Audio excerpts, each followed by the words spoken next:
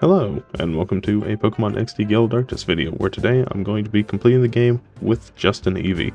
And I think that this is a perfect challenge to do for my 100th video, because my first ever video was the Eevee challenge, and it'll be a good way to tell just how good I've gotten at the game since the original video.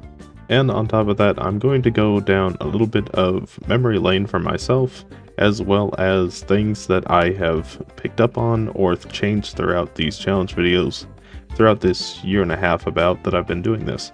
So I guess I'll start from the very beginning. So it was January 8th, 2023 that I set out on this journey to actually make videos. And the first Pokemon that you are handed right off the bat at the beginning of this game is Eevee, so I thought it only fit to, of course, pick Eevee as the first ever video I did.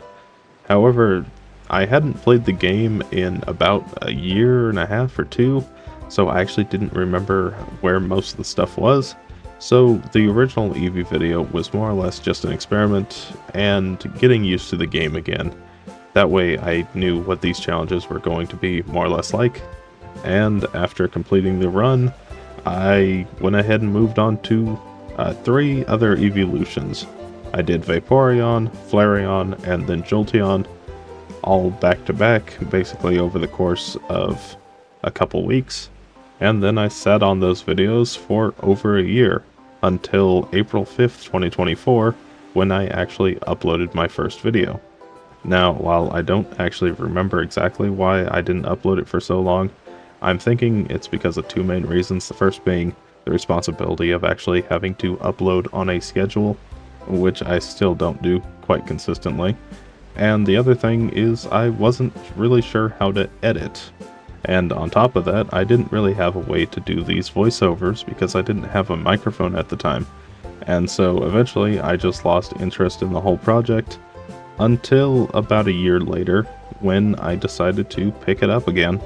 And so I went ahead and finished up the last 2 Eevees, Espeon and Umbreon, and then I got to work actually uploading the first Eevee video, which is still up on the channel now. I don't think it's that great. In fact, it fails to do a lot of the things I wanted it to do, like really introduce you to the game, follow the story at least to an extent, show off some cool characters, and kind of show off the areas in a good way, but unfortunately I kind of skipped a lot of that. And while I do think that most people who watch these videos have probably played this game, there is at least a few, I would imagine, that have not, and I wanted it to be an introduction to the game as well as a starting point for the channel. And unfortunately, I don't think it really lived up to that. So now it's time to redo Eevee.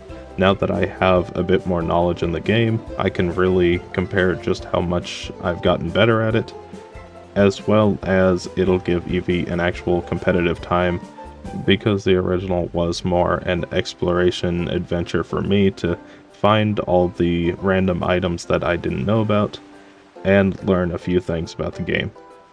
Now, one other thing to note before this video starts is that I had originally planned and recorded a reaction to the original Eevee video, but it really didn't come out that great because I have never done any type of reaction content, and so I'm just really bad at timing my pauses, and I was talking over myself quite a bit, as well as saying the exact same things I would say moments later in the video because I thought I hadn't brought it up because I haven't seen the video since it originally released. So I don't think it came out all that great, and most of the things I wanted to say were actually said in the video already, so the reaction didn't really add much, and honestly I didn't want to re-record it because I wanted my authentic reactions to things. Anyway, without further ado, let's go ahead and finally move on to Eevee, who has 55 HP, 55 attack, 50 defense, 45 special attack, 65 special defense, and 55 speed, and gets access to mostly normal moves. However, it does get Bite, and with our Eevee in particular, it actually begins with the move Bite, which is incredibly useful. It also gets Quick Attack at level 23, which is fairly early on for a solid stab move, as well as Body Slam and Double Edge when I eventually unlock those at the move tutor. So I do think that Eevee is going to do fairly well through the early and mid game just because the normal type is fairly decent, However, its stats are definitely going to drop off the further we get into the game, so I am going to need higher and higher levels to compensate. And if the original video is anything to go by, more than likely I'm going to need to be level 100 to actually beat the game. So with that, let's go ahead and move on to our Eevee in particular, which has a bashful nature, which is a neutral nature, which I'm honestly fine with. The original one had an impish nature, and I thought about having this one have that same nature, but I decided against it because this is a different Eevee. Eevee gets the runaway ability, which allows me to escape wild battles.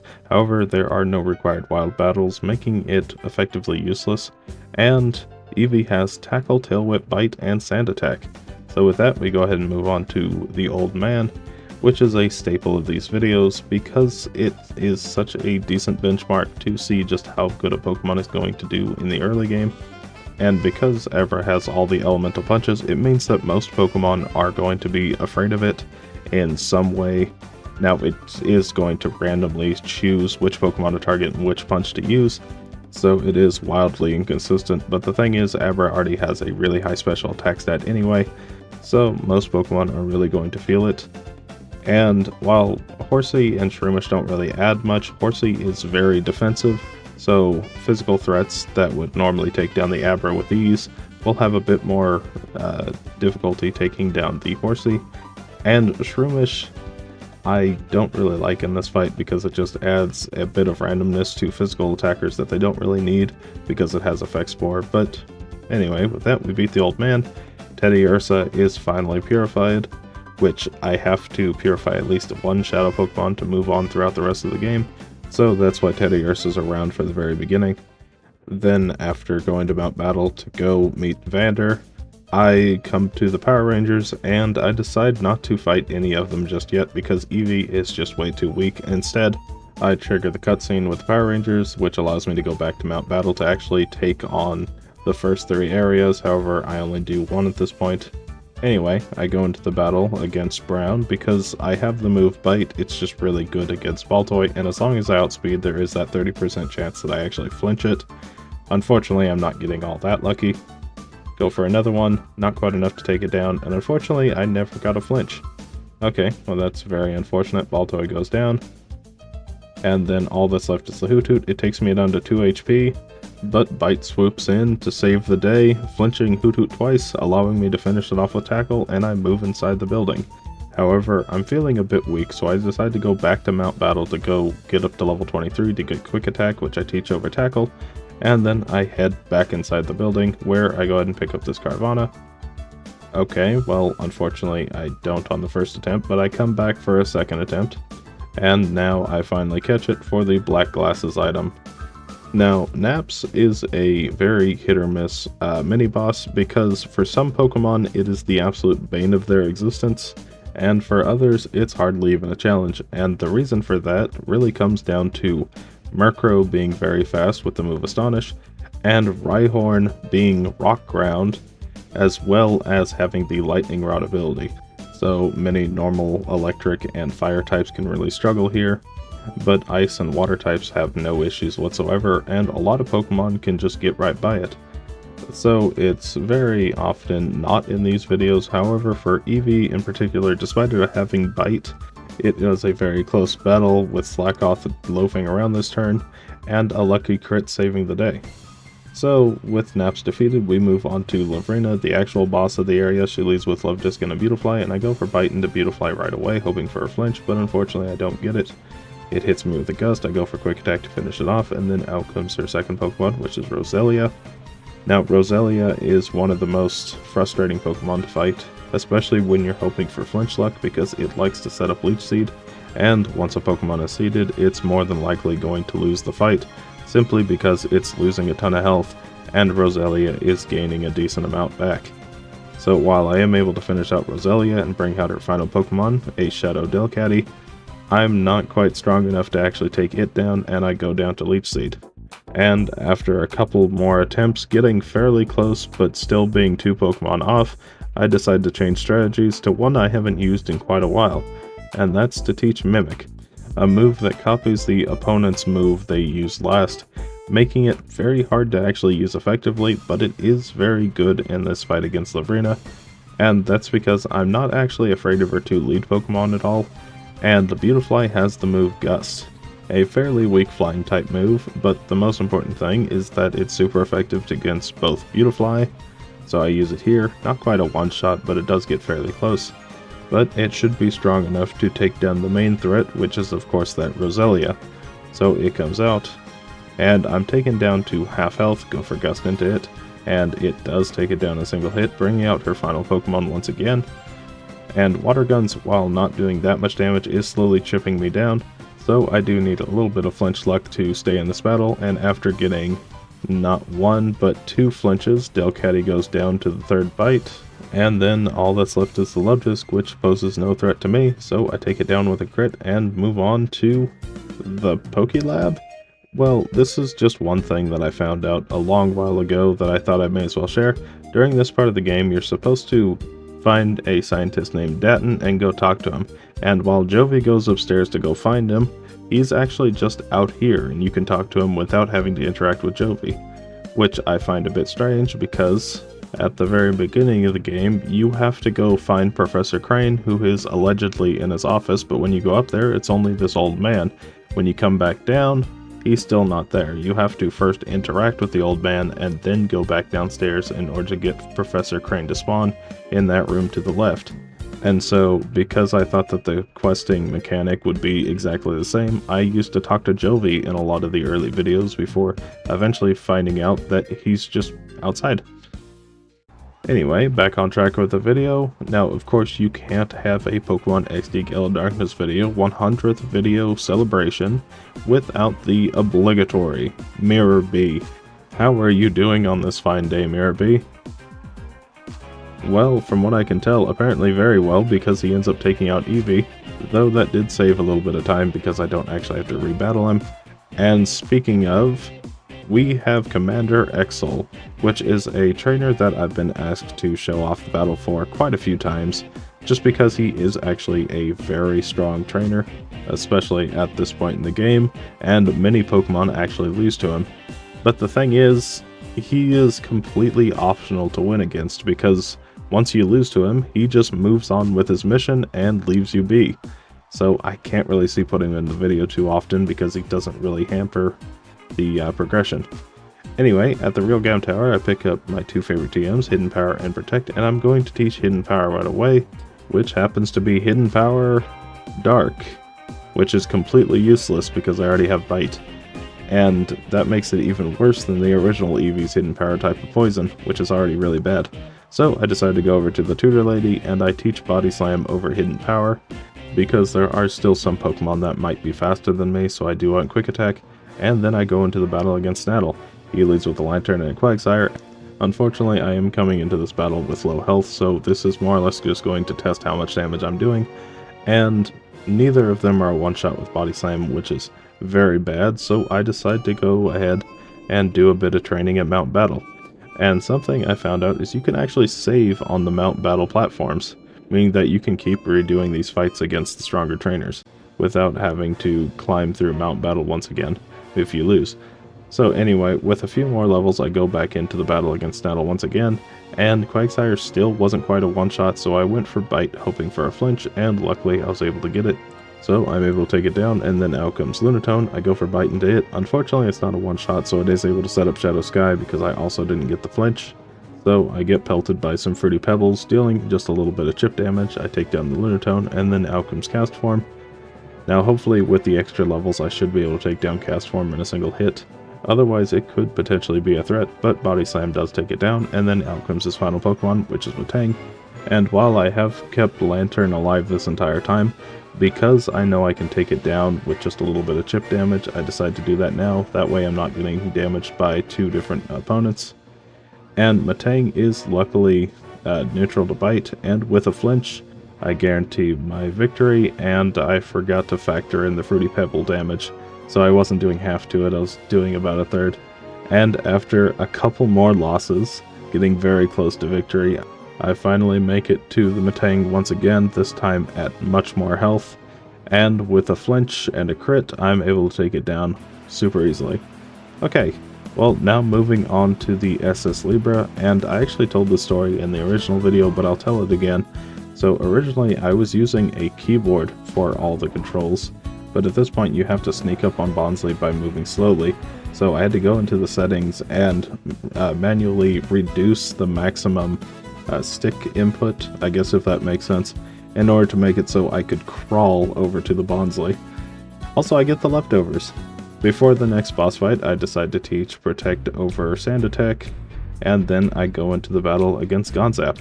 Now he leads with an Electrode and a Nuzleaf, and I go for Protect on the first turn because the Nuzleaf always goes for Fake Out. And then I go for Body Slam into Electrode, which is always risking the static ability to activate paralyzing Eevee, but it's worth the risk because I can reset fairly quickly. I go for another Body Slam to take down the Vileplume, go for Protect to heal up a little bit, and then I go for a Body Slam into the Whiscash. Not quite a one-shot, but I do paralyze it. Hyper Beam's not really doing that much damage, and Rock Tomb lowers my speed a bit. Luckily, all of his Pokemon are fairly slow from this point on. Then out comes his final Pokemon, which is a Skarmory. Go for Protect once again. And Skarmory's just going for Hyper Beam, so it's really not a threat at all. Go for Body Slam to finish off Nuzleaf. And then another Body Slam, which does about a quarter to Skarmory. Then I go for Bite, taking it down to half, so they're doing about the same amount of damage. Go for Body Slam once again, and then one last Body Slam to finish it off. So with that, we beat Gonzap on the first attempt, and we get the Gonzap key, which allows me to open up this locked chest over here that contains the Shadow Ball TM, which I'm going to teach over Quick Attack. And now that I have the Snag Machine back, I can finally capture this Shadow Zangoose, who's holding the White Scarf item.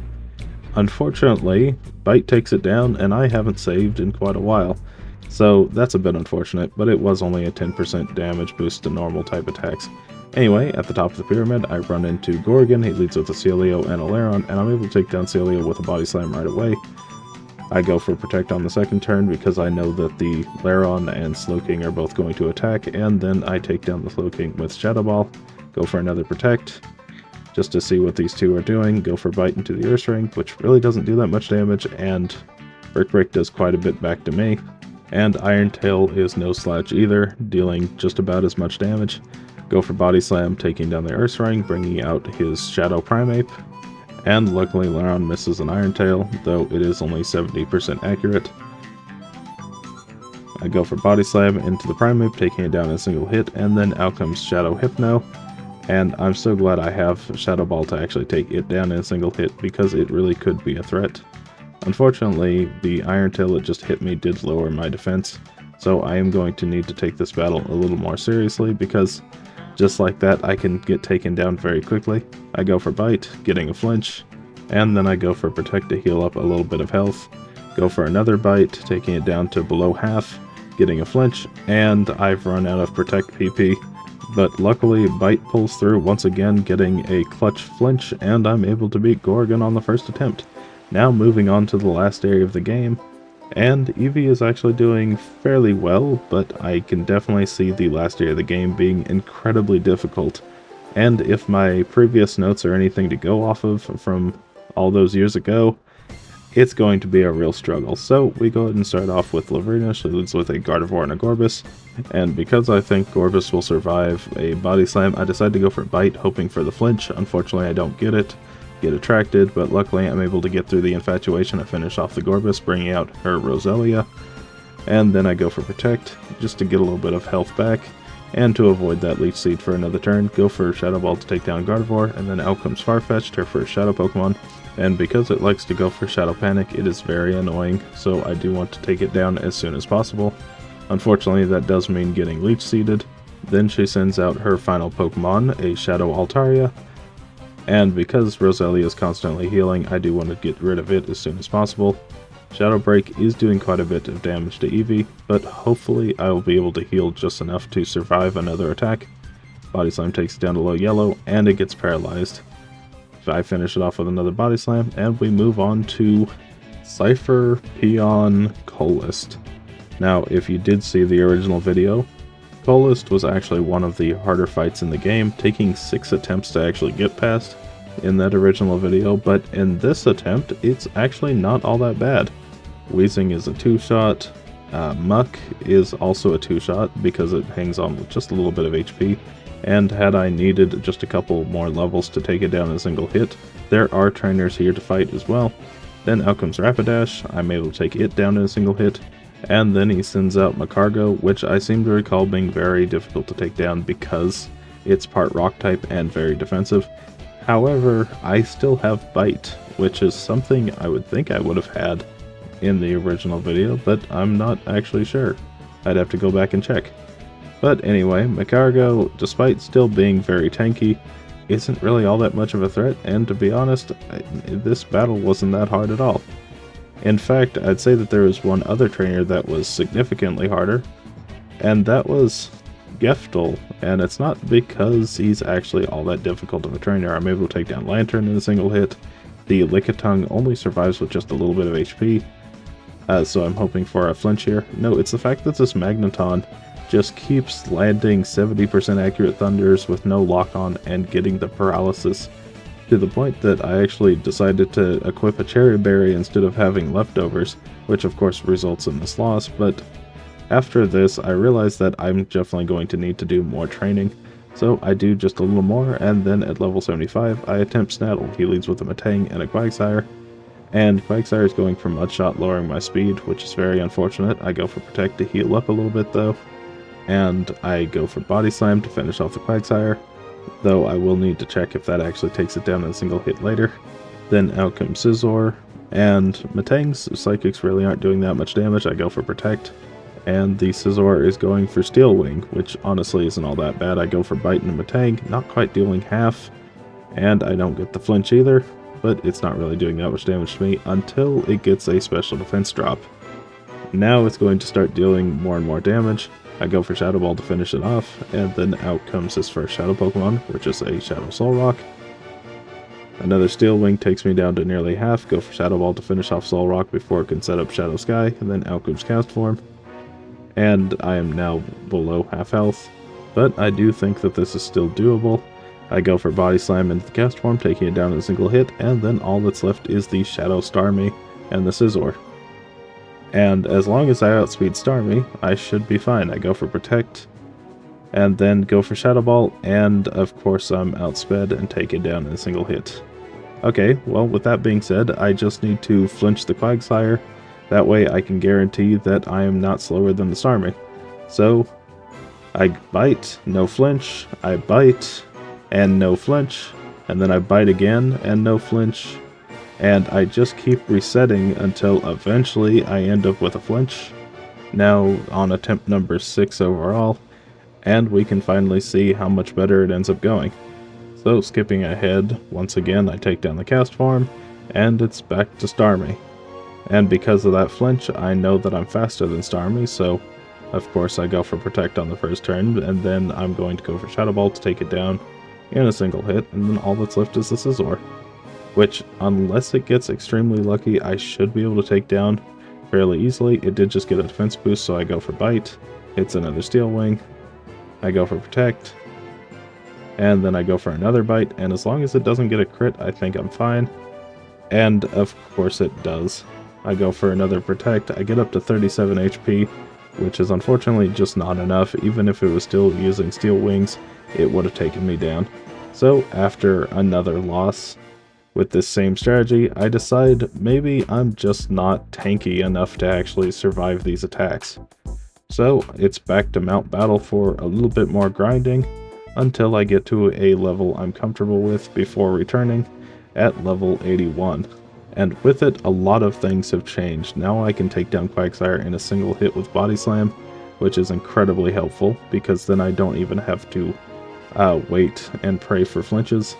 Bite also now does half health to Matang, which while it didn't matter in this run, had I gotten a crit it would have taken it down in a single hit.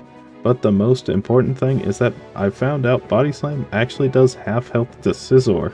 So there's a good chance I could have actually taken down Scizor in that previous nearly successful attempt had I just gone for Body Slam instead of Bite, which is just a bit unfortunate, but honestly I probably need these levels anyway for the last couple bosses of the game, so it's probably a fine time investment anyway. Now down to the Matang and Cast Form. I'm able to take down Castform in a single hit just as before, and then that brings out his final Pokemon, once again the Shadow Starmie. But at this point, none of his Pokemon actually pose any serious threat to me.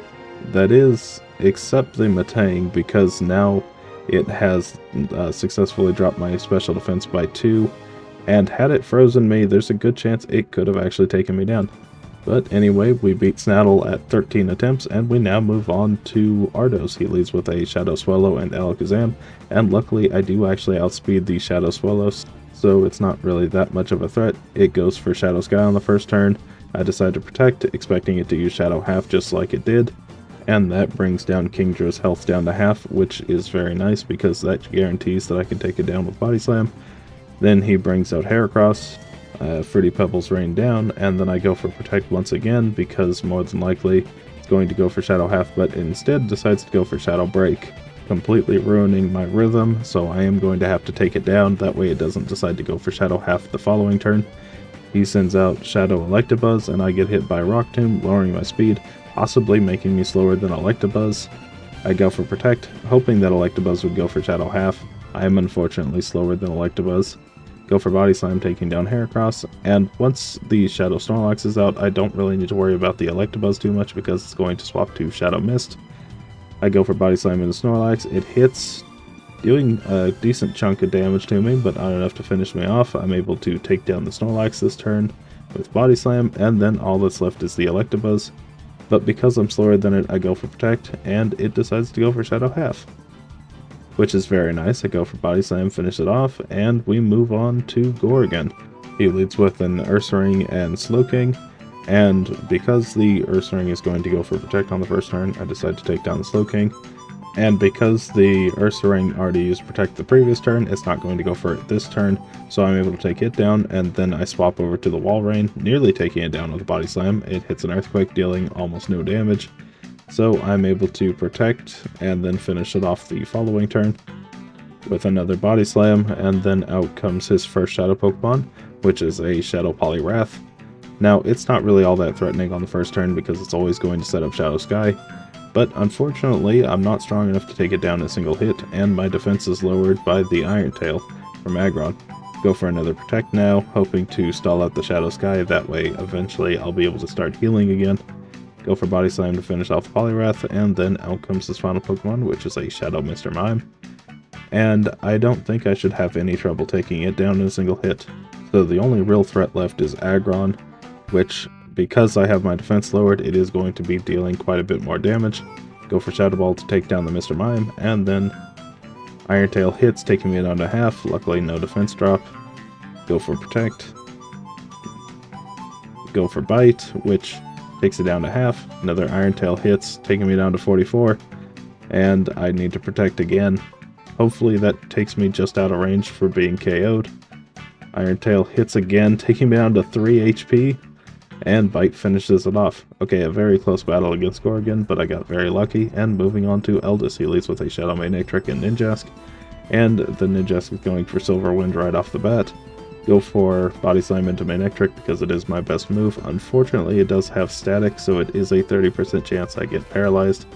It's just unfortunate it happened. Go for Body Slam into Salamence and paralyze it.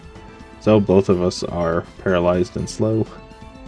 Go for another Body Slam, and once again paralyzed. Finally get a Body Slam off, taking it down to low red. And one more Body Slam finishes it off, bringing out his Flygon. And because the Salamence wasn't actually all that strong, I do think that Flygon isn't all that much of a threat either. So I go for Body Slam, nearly taking it down in a single hit, and if it's going for Double Edge, there's a good chance it might just finish itself off here if I got paralyzed. And then he sends out possibly the ender of this attempt.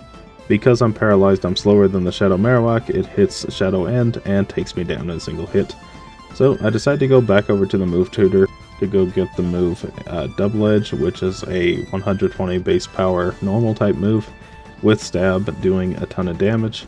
However, it comes at the cost of recoil, and after using it for a few attempts, the recoil damage was just a bit too much. You can see here, I've only just made it to Salamence and I'm already near red health. And unfortunately, the following couple of attempts don't go much better. So I decide to reset back to before I got the move Double Edge, and we're back to Body Slam once again, where despite being a level lower, I actually win this attempt pretty easily. I'm able to take down the Manectric on the first turn in a single hit without getting paralyzed. Then out comes the Shadow Salamence. I go for Body Slam into it, dealing just under half. Unfortunately, it is very close though. Go for Protect once again to heal. Then I go for Bite, hoping for a flinch. If I get a flinch, that'd be great. Unfortunately, I do get crit, but I crit right back on Salamence, taking it down. And then out comes the Flygon. Go for Bite into it, hoping for a flinch. Unfortunately, I don't get it. Double Edge takes it down to half health. I Protect once again because the Ninjask is going to start using Aerial Ace. Go for Body Slam, taking down the Flygon, and then out comes the Marowak once again. Now, I don't really have anything to take it down effectively, but Shadow Wind is only 60% accurate, so there's a good chance it might just miss. Go for Body Slam, nearly taking it down to half. Go for another Protect, and then go for Bite into it because it does have a lower special defense, and luckily I get the flinch. Go for another Protect, and then I finally finish off with another Body Slam before his final Shadow Pokemon comes out, which is Lapras. Now Lapras, because the Shadow Sky isn't set up, is going to set up Shadow Sky right away, so I'm able to get a decent amount of damage off right off the bat. And unfortunately, it's not quite half. Go for another Body Slam, taking it down to low red. Shadow Storm hits, taking Eevee down to half health. But I think that should be fine enough for a victory. I go for Protect to play it safe anyway, hoping to get rid of the Shadow Storm as quick as possible. Body Slam to finish off the Lapras. And then all that's left is the Ninjask, which even with a crit isn't strong enough to take me down, so I beat Eldis pretty easily. Now moving on to the big box legendary, Lugia. I go for Shadow Ball, which is going to be doing half to it, which is actually pretty good. Go for Protect, that way I'm as healed as I can be for the final fight. Shadow Blast takes me down to half though, so it's not like it really mattered, and Lugia goes down. Moving on to Greevil, he leads with a Shadow Moltres on Rhydon. I go for Body Slam into Moltres, which is nearly a one-shot. It's just a little too weak, and unfortunately, just about everything that could go wrong went wrong right at the beginning. And honestly, that's not a great sign for things to come, so I decided to get my training out of the way now. I go to Mount Battle and get all the way up to level 93, and with just a little bit more experience, I finally get up to level 94. Meaning that if I end up losing this battle, I can use all 6 of my rare candies to get up to level 100 to really start putting in the attempts. Now the thing is I don't really have a great recollection of how I felt that night, but I do have the scrawlings of a madman last time I tried to attempt the Greevil with an Eevee. However, things are different now. I am much wiser, and I don't think it's going to be nearly as bad. However, according to my old notes from the first video, it took me nearly 5 hours to defeat Greevil with non-stop battling. Now a good chunk of that was probably leveling up to level 100, but I do think that at least 2.5 hours of that was just attempts at level 100. So maybe I can make it go a little quicker. So now at level 100, let's give it an actual attempt. So I go for Body Slam into Moltres, but as we saw at level 94, it was a one-shot anyway. Rhydon misses. I go for Shadow Ball into Executor, taking it down in a single hit. Then out comes the Tauros.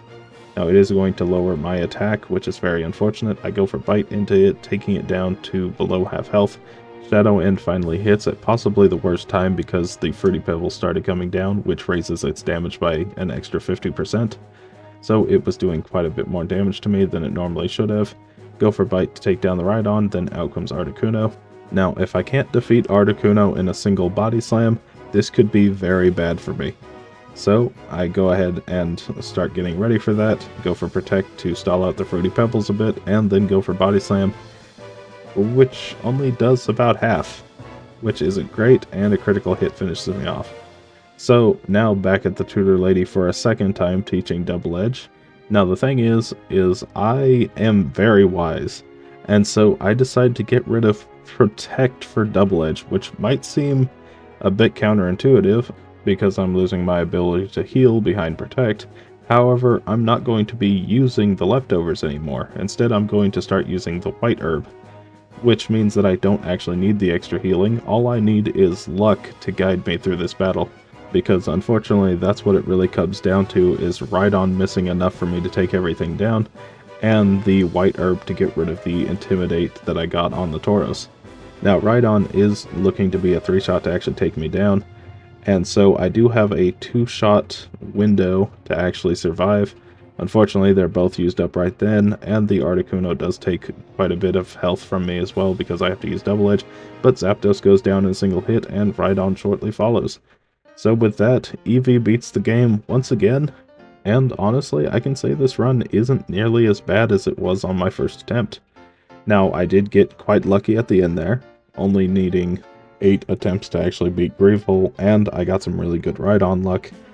But the thing is it was always going to come down to Rhydon luck at the end of the day. And honestly, with a leeway of getting hit twice, that actually isn't too bad.